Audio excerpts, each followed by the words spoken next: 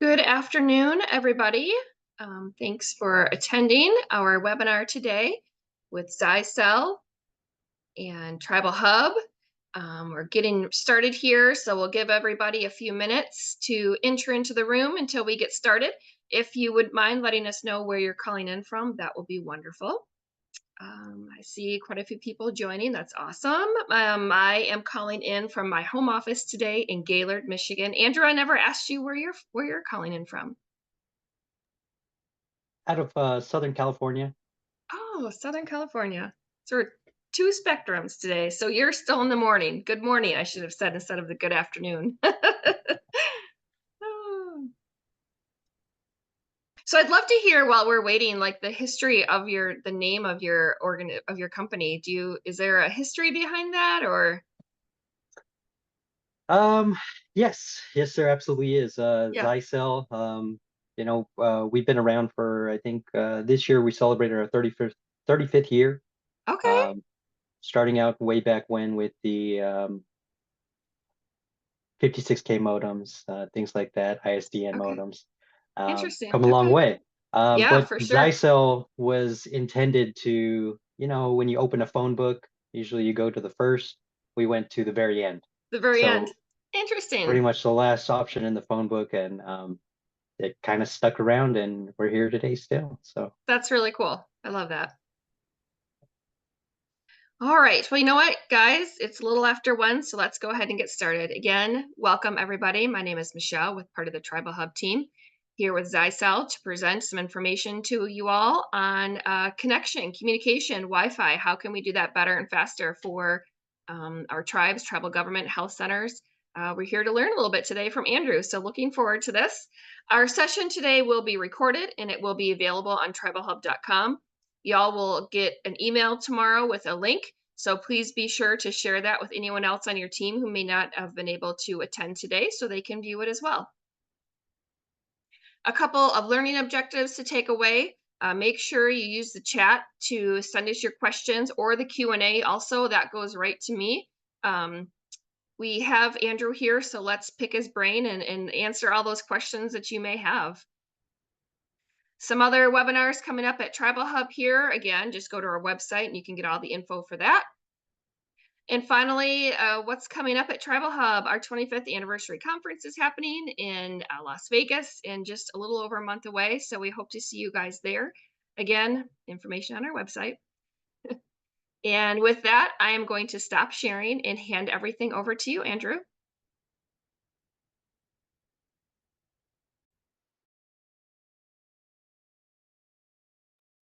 okay, thank you very much, and everyone, welcome. I'm Andrew, the product marketing manager for Zyxel Communications, and today I'll be discussing a bit about mainly Wi-Fi, wireless communications. Sort of talk about the evolution, where we've been, where we're going, as well as managing the wireless opportunities once deployed. I'll discuss a little bit about the obstacles, the challenge that we face, regardless of what type of deployment. There's always going to be challenges when deploying Wi-Fi, so we'll go over some of those items as well. Yeah, so let's jump right on in. Okay, so to most everyone nowadays, Wi-Fi is the internet. There is no differentiation between, how it's being delivered, whether it's DSL, fiber, fixed wireless, whatever the case may be. To end users, to the customers actually utilize the services, it's the internet. There's no difference. They don't see a difference. They just want that Wi-Fi to be always on, always working, and of course, they want it to be fast and reliable. And that's one of the things that is changing, evolving as we move forward with wireless technology. Is it's only getting better and better. Really trying to bridge the gap and become that the same, if not better, than wired capabilities when it comes to all of the wireless devices we have in the home, in the office, and all of those. But it's not perfect. There are a lot of factors to take in. New technologies are coming out. Now we have tri-band services with 6 gigahertz spectrum, which I'll get into a little bit later. So we are it's constantly evolving, constantly working towards perfection, let's say. But again, lots of various factors, especially on the client side when it comes to output power, antenna configuration. There's a variety of things that could impact the wireless communications. So we'll touch on those a little bit here. But before that, just a little bit about, how things have evolved when it comes to wireless, especially in the home.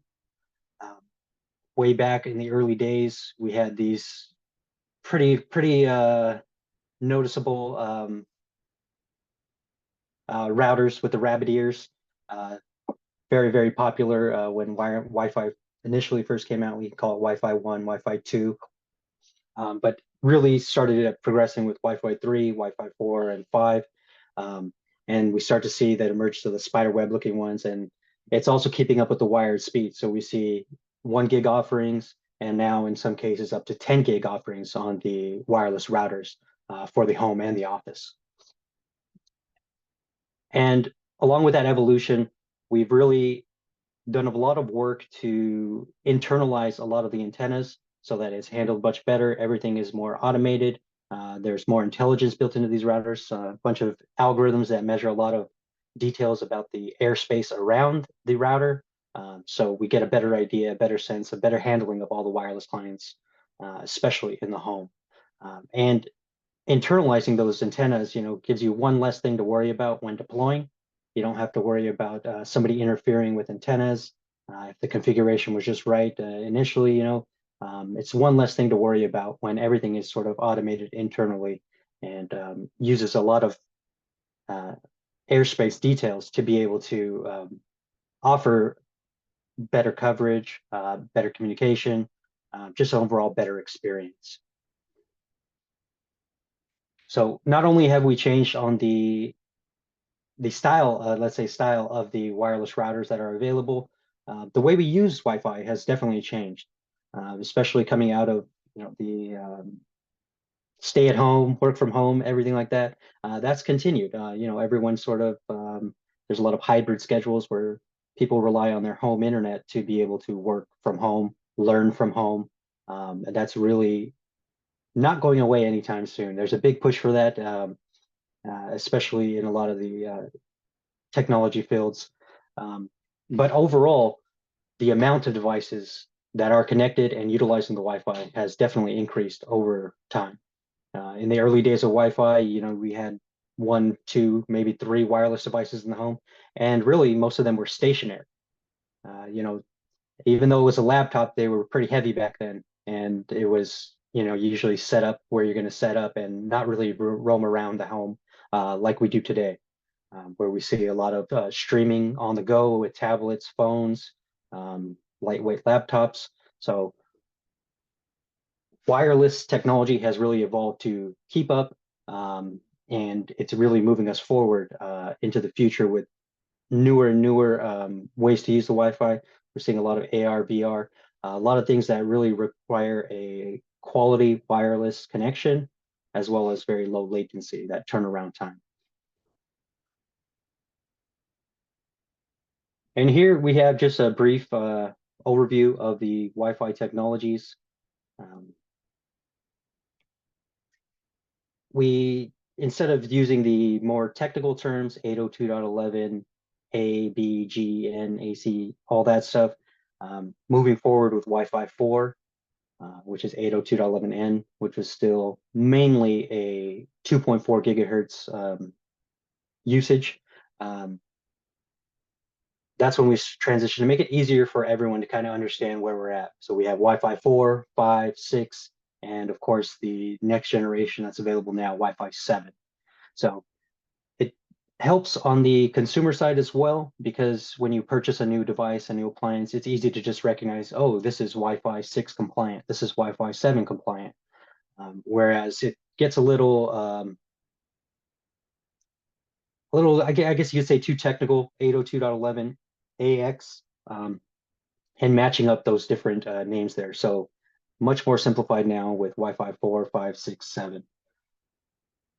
And that's going to continue into the future as well with the next generation after Wi-Fi 7 as well. So um, now, sort of transition here into obstacles. I mean, there is always going to be an impact on wireless connections, but when deploying Wi-Fi, there's a lot of things that simply will get in the way. Physical obstacles, appliances in the home, things that you don't really consider, but do have an impact on that wireless signal and could create problems with deployments.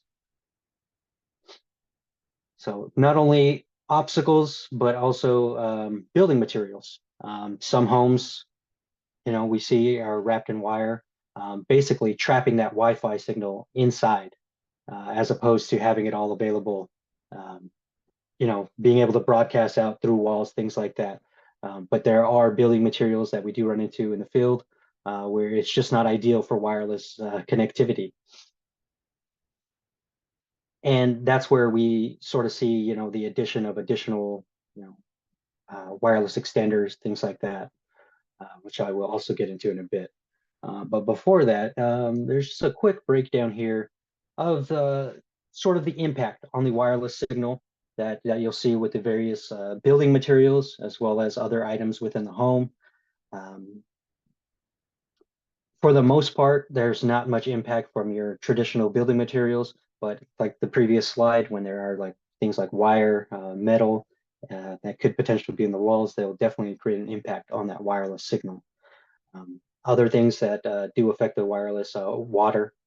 So I know we see a lot of requests coming in for outdoor Wi-Fi, things of that nature, to be able to cover a pool area, an outdoor area. But it's not always ideal. There is a definite impact when that wireless signal bounces through the water.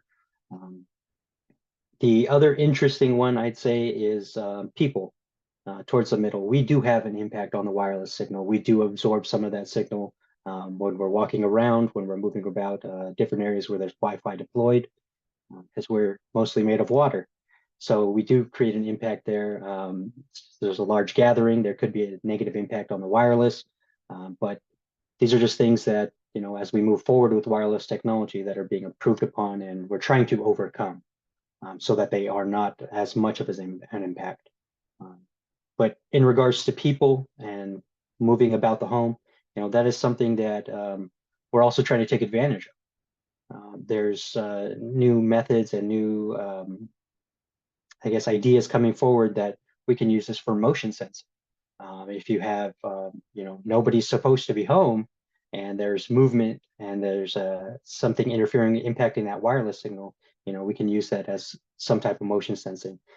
So not only are we trying to really uh, get the most out of our wireless connectivity, there's other things that wireless is going to give us something to work with in the future, something beyond just wireless connectivity. All right. The big one that we run into quite frequently is coverage. And so that could also be related to the types of building materials in the home, but it could also just be a large area that we need to cover with wireless. And this also goes along with device placement, where the device is being placed. But for the most part, this is what really gets us into the concepts and ideas of mesh, roaming, adding extenders or pods, whatever you want to call them. The wireless systems that offer multiple APs so that we're able to cover a much larger area.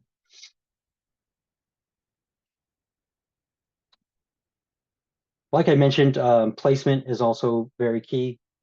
Sometimes we don't always have the optimal location. Sometimes during installation, it might not be where the customer wants it to be placed.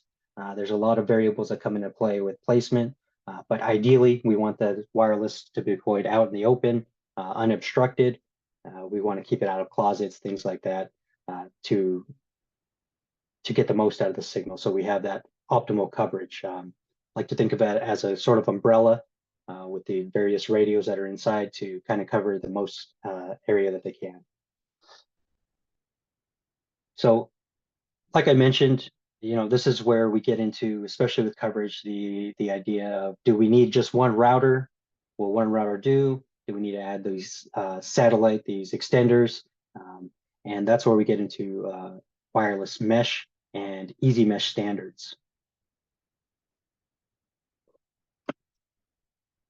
So with easy mesh, really the idea behind that is to seamlessly uh, create a network where there is just one wireless signal that you can see from your client devices. Two devices may be broadcasting that same signal, but to your client devices, it just looks like that one connection in sort of a single SSID configuration. But what mesh brings us is the ability to scale. We can add more extenders, especially when we move towards Wi-Fi 6 and beyond. That is much more improved from previous generations, especially Wi-Fi 5. Um, but it gives us a lot more flexibility in expanding that network, especially when it comes to that whole home coverage or the whole area coverage, where we want to blanket the entire area with wireless. There are plenty of other features that it brings along with that, roaming, band steering, AP steering, a lot of those things, which I can show you now. So in most cases, we add extenders to improve the Wi-Fi coverage. There's a dead spot. There's not enough coverage in a certain room. So we try to add and adjust, power levels to make sure that we're covering everything we can and that's necessary. So this just give you an idea for your typical home residential gateway for the wireless routers. For the typical wireless router, high powered up to the FCC limits that were available here, we can cover about, a good 2,000 square foot range. And that's pretty typical, can cover most homes. But when we go beyond those, we want to add extenders to offer more and more coverage to really, again, blanket the entire area. So that's where we could see more and more extenders being added. And with Wi-Fi 6 and beyond, we've really added some intelligence. I, I think that's the best way to put it, so that the entire system can communicate with each node so that we can find the best path out, so that it improves that, it helps lower that latency so that they can get out as fast as they possibly can automatically. Uh, in the past, with Wi-Fi 5 technologies, we had to have sort of a hub and spoke setup where the primary gateway had to have each extender connect back to it. And now with Wi-Fi 6 and beyond, we can kind of daisy chain these things, and the system finds the best way, the best route for all of the wireless clients. So there are definite improvements there when it comes to Wi-Fi 6 and beyond. So like I mentioned, with Wi-Fi 6, we waited a long time for it, but it is here now. And the big thing is a lot of the airtime techniques, a lot of fancy algorithms working in the background, collecting data about the free airtime, what various wireless clients are doing. There's a lot of data that's collected, analyzed, and the routers now, the wireless routers, are able to make decisions for clients, to make suggestions that they would be better served if they move to this AP or they move back to the router. Um, there's a lot more going on than just, sending traffic out to the internet and back. So a bit more with mesh. The idea here again is to have that single SSID. You have one network that will work. So from your client side, you connect and the system will decide if you are offloaded at 2.4 or 5 gigahertz, depending on the type of traffic that you're sending. There's a lot of other variables that come into play when the decision comes to select which network to join. The other Another nice feature that comes along with mesh is load balancing, band steering, AP steering. Um, this is just if a device isn't using heavy traffic, they can be offloaded to the 2.4 gigahertz. We see that happen a lot with IoT devices where they're always on, always connected, but they don't require a lot of bandwidth. So we see those, get shifted over to the network, the radio that doesn't offer much bandwidth, again, because it's not necessary. Whereas those higher bandwidth demand services usually get shifted over to the 5 gigahertz. And of course, there is that offload between AP and extender. If one is overwhelmed, it can offload those service or those devices onto the gateway and vice versa.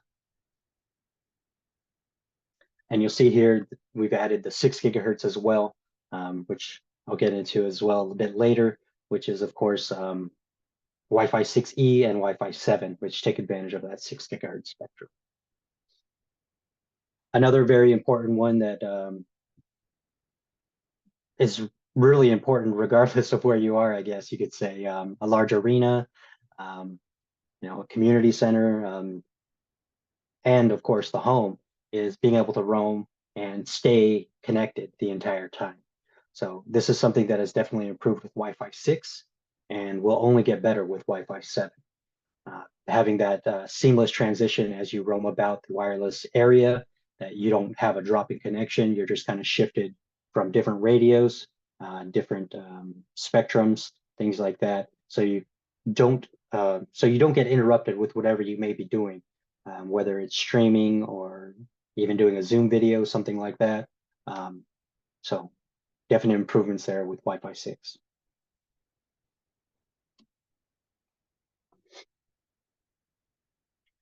Okay, and this is just a bit more of what I've been talking about is having that whole area coverage, multi-level, multi-room, um, using the Wi-Fi system, I guess you can call it, to cover and blanket the entire area.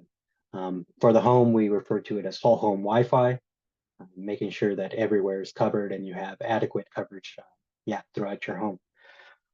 But that's when we get into things like managed Wi-Fi, which is towards the end of this presentation. But yeah, that's the general idea with these Wi-Fi systems that are available on the market, is to really cover the entire area so that the users can use them wherever and whenever they want, wherever they may be throughout the home. All right. So with that, I'm going to transition a bit into some of the benefits and kind of a high-level overview of Wi-Fi 6, and then we'll get into the next generation as well, 6E and Wi-Fi 7, of course, which is the latest and greatest.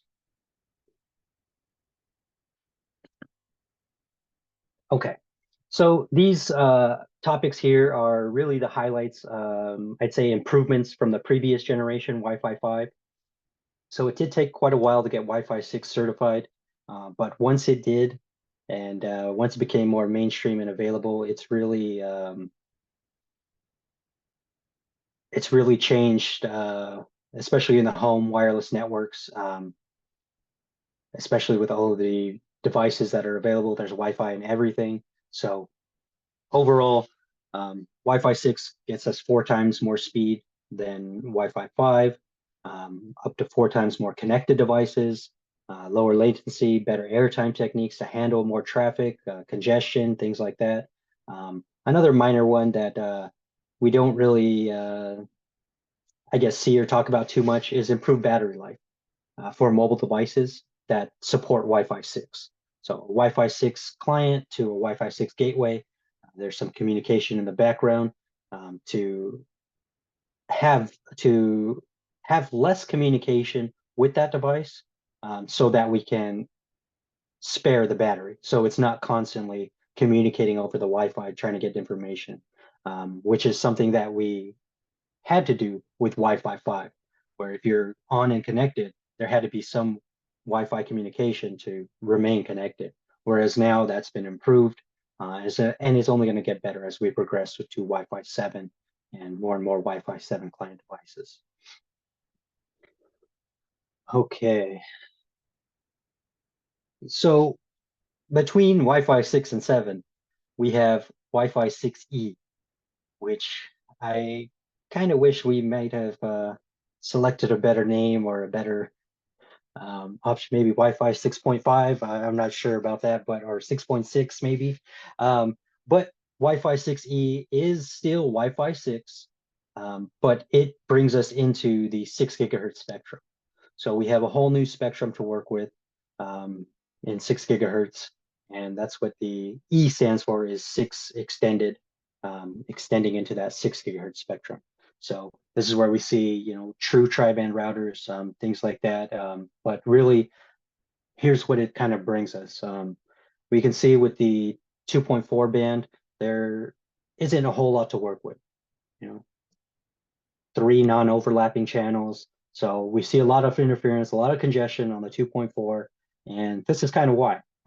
There's not a very wide area to work with, but it is still the best for coverage. When we want to extend out to, wireless security cameras, doorbells, things that are kind of on the edge of the home or the workspace, 2.4 is very reliable in maintaining those connections and covering those areas. But it is heavily congested, heavily impacted, and that's why we move up to the 5 GHz spectrum to offer the even more access to bandwidth.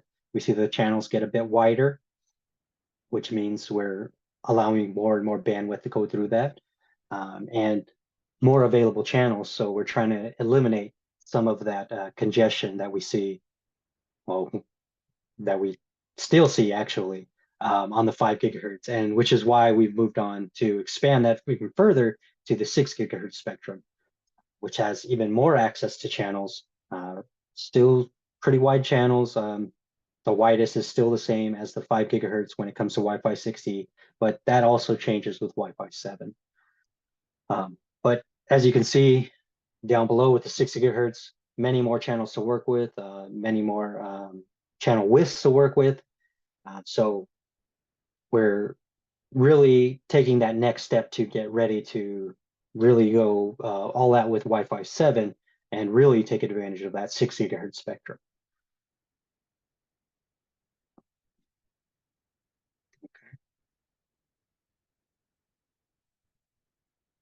So just very briefly, a high level comparison, Wi-Fi 6 and Wi-Fi 6E.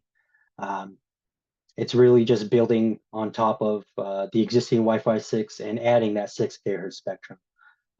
The one note I have about Wi-Fi 6E is really that we say it's not compatible with legacy devices, but it's more of a hardware incompatibility. The devices that offer Wi-Fi 6 on the market today only come with a 2.4 and 5 GHz radio. With Wi-Fi 6E, we add that 6 GHz radio. So it's a brand new radio being installed into these wireless routers, extenders, but on the client side, they simply don't have a 6 GHz radio. So it does require, getting a device that's compatible with Wi-Fi 6E so that it does have that true tri-band support with the 6 GHz radio. And like I mentioned, so now we do have true tri-band radios, routers with a completely separate 2.4, 5, and 6 GHz radio. In the past, we have seen tri-band radios, tri-band routers come to market, but it's just 3 radios, but still dual band. So you see there we have usually a 5 GHz for dedicated to wireless clients to handle those, and the additional 5 GHz radios is typically used for backhaul to an extender or something like that. But with the Wi-Fi 6E, we now have that true tri-band support, and we can utilize all 3 radios independently. Typically for the 6 GHz right now, where things are at kind of in the marketplace, the amount of devices that are available that support Wi-Fi 6E are still somewhat limited. There are flagship devices, of course, mobile phones from several providers that do support Wi-Fi 6E. But for the most part, we're seeing Wi-Fi 6E being utilized, specifically the 6 GHz being utilized for wireless backhaul, since it's pretty much non-existent as far as usage in the home. It's ideal to have that cleaner channel spectrum, more access to bandwidth over the backhaul between the the extender and the router. It gives us more to work with, and it does offload that extra congestion because with your typical dual band router, 2.4 and 5 gigahertz only, that 5 gigahertz radio is doing double duty. It's handling all the wireless clients, but also communicating back to extenders as a backhaul. So there's a lot of resource impact that's being freed up when we move to Wi-Fi 6E, so that we can offload at least that duty, so that they can better focus on the 5 gigahertz and 2.4 for the wireless clients. So a lot of changes. It's really going to help as we move forward. Like I mentioned, the 2.4 and 5 gigahertz are becoming more and more congested, especially in like MDUs, things like that. Um, we we have methods to cut through the congestion, but having this additional radio to work with is definitely moving us in the right direction as far as alleviating some of that without using airtime techniques. Okay, so Wi-Fi 6E, the real benefits, we're seeing gigabit speeds from wireless clients, that extremely low latency, and more capacity, obviously, when we add another radio. That's a whole another radio to support additional clients as well. And like I mentioned, it does bring us that wider channels, more spectrum to work with, and of course, adding that third radio again, less interference, less overlap. Uh, so it should help with future deployments as we move forward with wireless technologies as well. So Wi-Fi 6, 6E, like I mentioned, um, we do increase the capacity to handle more and more clients, which is becoming more and more important as we see wireless being put in everything. You have your wireless thermometers, barbecues, um, you name it. They have something with Wi-Fi built in, even when it seems absolutely unnecessary. Um, so wireless is really keeping up, trying to adequately serve all of these clients uh, to their full potential. And I think that's something that's important, really moving forward, is with at least Wi-Fi 6, we have that additional capacity to handle these clients and handle them really more efficient. And that was the ultimate goal with Wi-Fi 6. I mean, it's nice to have more access to bandwidth, things like that, but efficiency, really handling all of the wireless clients more efficient. And that's what Wi-Fi 6 really comes down to. And speaking of efficiency, that is something that Wi-Fi 6 brings us is the backwards compatibility to work with legacy clients, Wi-Fi 4, Wi-Fi 5. Um, in the past, when a legacy client would join the wireless network, it would kind of bring down the entire network to operate at its level. Whereas now with Wi-Fi 6, we can handle those legacy devices at their maximum potential. And we can also handle the latest and greatest devices that support Wi-Fi 6 to their maximum potential. So in terms of like connected rates, things like that, we can talk to a Wi-Fi 4 device at 300 megabits per second, and we can talk to a Wi-Fi 6 device at 966 something megabits per second in terms of the connected rates. So it really is helping us extend the life of a lot of our devices, which is a good and bad thing when it comes to support, especially when they get a new service or a new wireless technology, they're always wondering why I'm not getting these gig speeds over wireless. It's not always fun to explain that, hey, your phone is about 6 or 7 years old and it doesn't support this latest technology. So give and take there. But in terms of the way that things are transitioning and the availability of more and more access to bandwidth, there's a lot of pushes for multi-gig services, things like that. It's important to have at least this piece in place so that we don't forget or force users to move to the latest and greatest. We can kind of explain these things much better. And at least with Wi-Fi 6 and up, um, we see those definite improvements as we add more devices and especially legacy devices. So Wi-Fi 6, again, one of the improved airtime techniques, um, really helps move us forward in terms of not wasting time. In the legacy Wi-Fi generations 4 or 5, we kind of had to broadcast out and determine, hey, where are you? In order to send traffic or data, kind of a broadcast. Whereas now with Wi-Fi 6 and beyond, we know exactly where each client is. It's almost like tracking, you see the beehive there. As the bees move around in the hive, we know exactly where each one is and know how to communicate it. We're not wasting time trying to find it. And again, it all goes back to that efficiency. So just a visual breakdown again, right now where it is with 6 gigahertz, you must have a 6 gigahertz capable client in order to utilize that connection.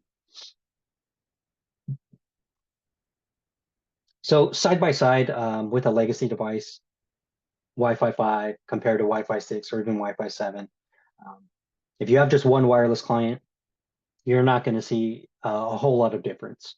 Where we really start to see the benefits and the differences is when there are many devices connected back to that router or AP or extender.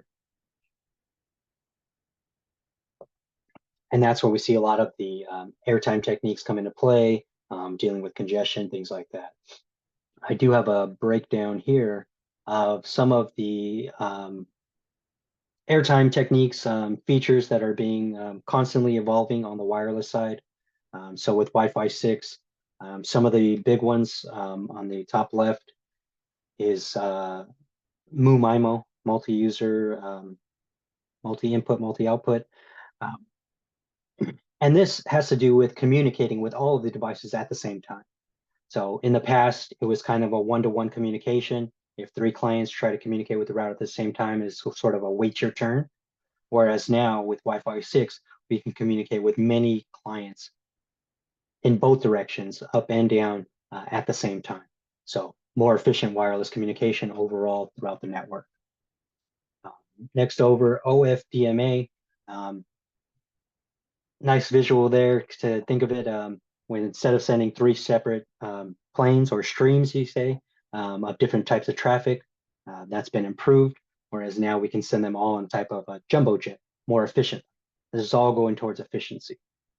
In the bottom left, QAM is the idea there is we're expanding the highways. We're adding more highways or we're adding more lanes to the highways so that we can allow more traffic through. And that's where we get higher access to, excuse me, we get more access to bandwidth as we move forward from Wi-Fi 6 or 5, 6, and then of course 7. And then down below on the right is beamforming, and it is now active beamforming so that we can actively track and trace all of the devices as they move around. So definite improvements, especially in, the way that users typically use Wi-Fi now has definitely changed. So these improvements are going a long way in, I'd say, keeping subscribers happy, that they're always on, always connected, and can always get to what they need to when they need to. All right. So a bit of the fun stuff. Just a quick comparison of what 6 gigahertz brings us. Throughput is definitely improved. Range is not quite there yet. There's still a lot of concerns from some incumbents that use 6 gigahertz for like a microwave backhaul, things like that. But there are already guards in place to prevent that, but we are working on other features and to be able to ensure that we do not create any interference. So that's something that is still being worked on and is more than likely going to be something for Wi-Fi 7. But as you can see there, the 6 gigahertz as well really gives us much, much lower latency. So very important for even online school, all those things that are very sensitive to time, gaming, things like that. Okay, so obviously we've had Wi-Fi 6 for quite some time. 6E is really the stepping stone to what's here now with Wi-Fi 7. So Wi-Fi 6E really, introduced us to that 6 GHz spectrum, and with Wi-Fi 7, we can take advantage of that even more.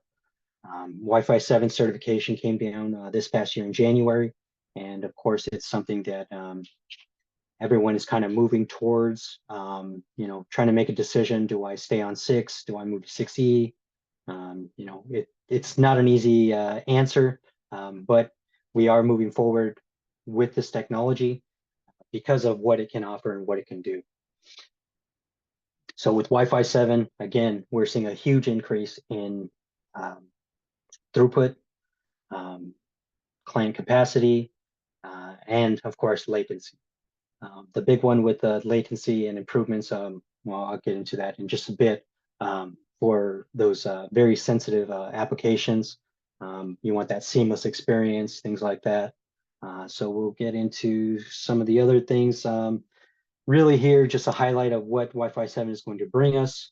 One of the main features, multi-link operation, is right now not of as much importance as it will be in the future, but we'll get into that in a moment.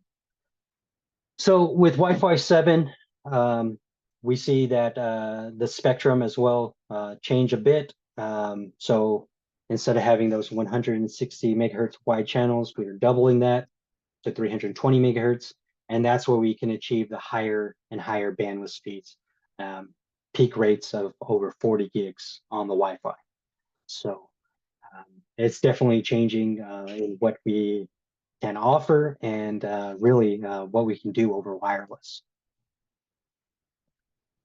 So QAM again, we saw this on a few slides ago with Wi-Fi 6, with Wi-Fi 7, we're increasing those highways even further so that we can fit more throughput, we have more bandwidth available to clients over wireless. And really, I mean, once we get to Wi-Fi 7, we're pretty much at the same capability as a wired connection, which is, great for deployment. Makes it a lot easier not running cable everywhere, especially when you have something that's mission critical or, requires that a lot of bandwidth over quickly. So I guess you could say, key main highlighted feature of Wi-Fi 7 is multi-link operation, MLO. And the idea here, of course, is in the past, wireless clients could only communicate over one spectrum at a time.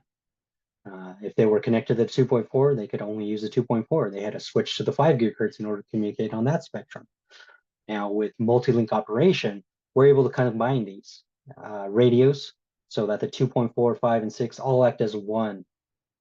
So we have not only access to higher bandwidth data rates by combining, aggregating, especially the 5 and 6 gigahertz.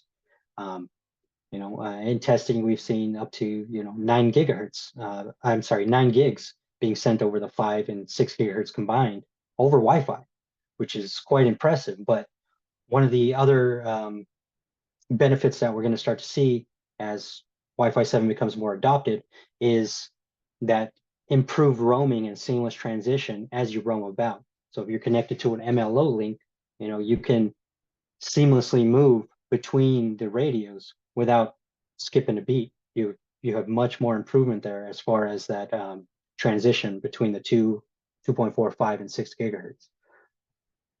So that goes into reliability where, if one gets too congested, we're able to transition over very quickly to the next. Okay. So to kind of, I guess you could say, wrap things up real briefly, we'll get into a bit of the management of wireless routers, extenders, things like that, and what it can offer you. Of course, will any router do? Of course, any off-the-shelf router will work, but it lacks those key features that service providers, IT, things like that. They want to have some insight, some control, really, to be able to support the end user, the installation. Um, yeah. So Wi-Fi and managing your subscribers, always a challenge. A lot of it comes down to education, which is again another challenge. But for the most part, the needs and wants of users are um, pretty standard, I'd say. They got a new device, they don't know the password, they forgot their password, it's been so long. Um, they need to turn on a guest network. Just having that ability to troubleshoot remotely goes a long way. Uh, and we're also going beyond that with what we're able to collect and analyze as far as upselling, things of that nature. So when we have remote management available to our managed Wi-Fi networks, we're able to offer that instant technical support. We can upgrade overnight. We don't have to impact operations during the day, so we can maintain the routers in the field uh, as far as configuration, firmware, software. And of course, it saves us a trip. We don't have to go out and see what's going on in the customer home when we can see that all remotely. And another benefit of having roam management capabilities is being able to deploy and have that device phone home automatically so that it communicates back to your operations center, back to your auto configuration server so that it can be configured automatically.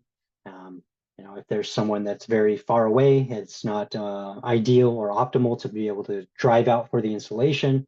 In some cases, you could just mail them a router, plug it in, and everything automatically comes on as needed, and you can communicate and support it as needed. So there are variations when it comes to remote management. The first, which is kind of, I'd say, moving away, is a locally hosted auto configuration server, of course, using broadband forum standard TR069. But there are some costs involved, of course, maintenance. If networks expand, you have to upgrade hardware, things like that. So there are, of course, there were definite benefits in the past having it all centrally located, but with the emergence of the cloud and cloud services, um, things are being offloaded to servers in the cloud, being able to have an ACS in the cloud so that you don't have to worry about routine maintenance, upgrading servers, things of that nature. On the same note with the cloud, we're seeing open source management systems come to market as well. So instead of using the industry standard TR069, these are using more of an open source method, but they're still able to do the same things that an ACS can do via TR069. It's just, they're offering a bit more, maybe a bit flashier, things like that, to really go in beyond and provide a better experience for the managed Wi-Fi networks. So to kind of combat the open source side of things, the broadband forum is also moving forward, looking to the future towards TR369, which is sort of a way to compete with those cloud services, to be able to capture more data, provide more analytics, more real-time support, real-time data. So we are seeing kind of that, the choice is yours type of thing, where you can go the open source route, or we can stick with the traditional broadband forum. We typically say industry standard way with TR069, TR369. So we kind of have the best of both worlds available there. Okay, with that, I think that's it. So if there were any questions and answers, I can definitely. Yeah, I actually just had one come in and it's asking about let me get the uh can you walk through some ways that we could efficiently manage a subscriber network? That was that final piece that I was mentioning. So with TR069, of course, there's plenty of ways. A lot of vendors try to make it easy and convenient for you, where they have exactly what you need available, kind of click, click, click, and you're kind of there. Um, there's even options that are available where you can open the actual device web management portal remotely. So Mhm. we kind of have everything available that you need on the open source side. It makes it even easier. I'd say a bit prettier to look at in Mhm. terms of seeing a kind of a bird's eye view of what the subscriber network looks like. It gives you an idea of what devices may be struggling, as well as suggestions that might improve that. So I think overall, everything's becoming more proactive or instead of reactive. Mhm. Yeah. How have you seen this successfully used, like within like a tribal government or maybe a housing project, or do you have any examples of things like that that you could share? Nothing specific, I'd say, to tribal, but similar Okay. cases, like you said, Yes. with MDU apartment style.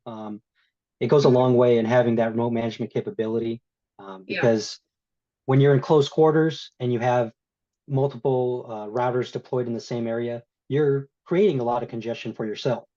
Hmm. So being able to remotely manage that, you can kind of adjust power levels and get a kind of, like I mentioned, that bird's eye view and kind of see exactly where everything is quite Hmm. easily without, again, having to be there.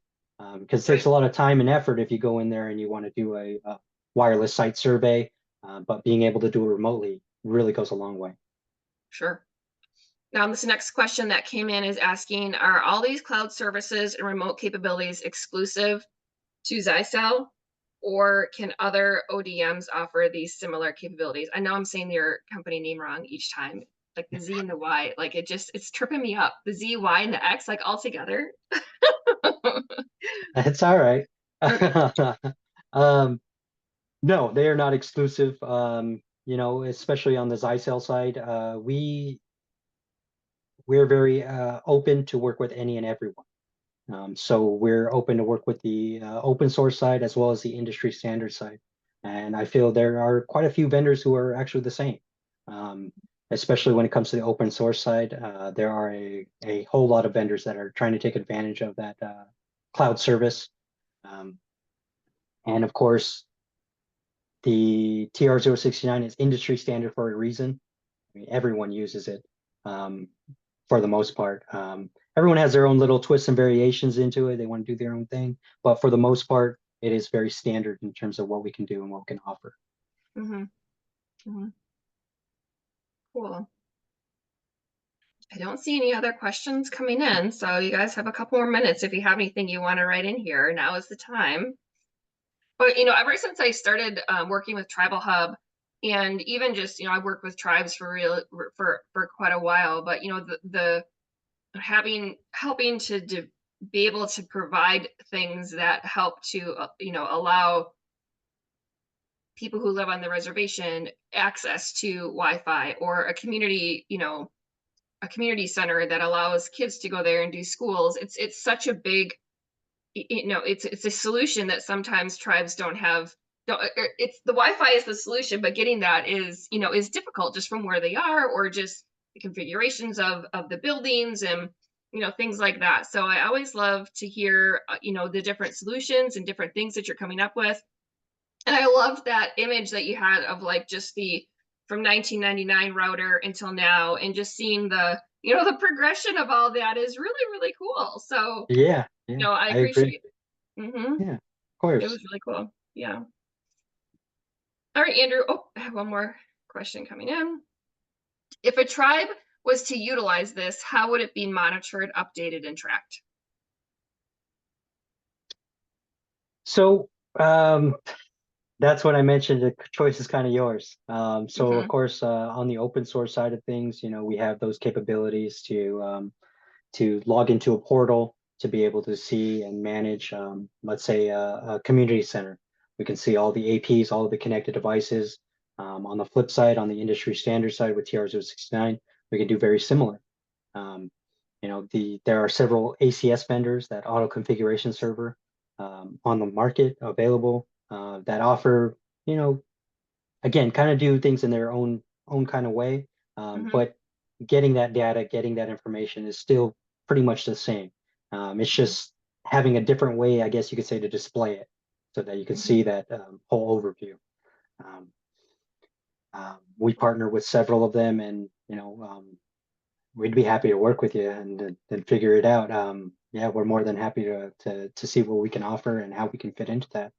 Um, Even if it is from the ground up, we do have several partners that, yeah.